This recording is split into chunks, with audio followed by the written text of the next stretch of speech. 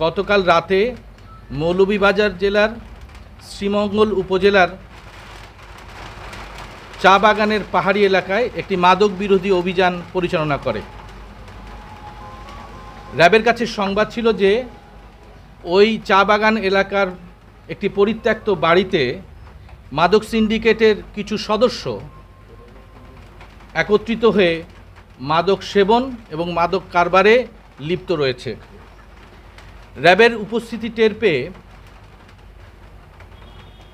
ওই সিন্ডিকেটের সদস্যরা পালানোর চেষ্টা করে এবং এ সময় একজন মাদক কারবারিকে র্যাব হাতে নাতে গ্রেফতার করে এবং তার কাছ থেকে প্রায় ৪,৪০০ পিস ইয়াবা, ৩ বোতল বিদেশি মদ, ৩ বোতল ফেন্সিডিল, একটি গুলি ভর্তি বিদেশি আগ্নেয়াস্ত্র জব্দ করা হয়।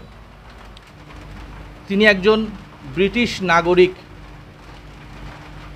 এবং এই আলী হোসেন নামটি তিনি ছদ্মনাম ব্যবহার করে বেশ কিছুদিন যাবৎ সিলেট অঞ্চলে বসবাস করছেন। তার আসলে প্রকৃত নাম দেলোয়ার হোসেন। এই দেলোয়ার হোসেন একজন মাদক সেবনকারী এবং মাদক কারবারিও বটে। নগদে ৫০০ টাকা বা তার বেশি পেমেন্টে পেতে পারেন ঢাকায় জমিসহ ২০ কোটি টাকার পুরস্কার।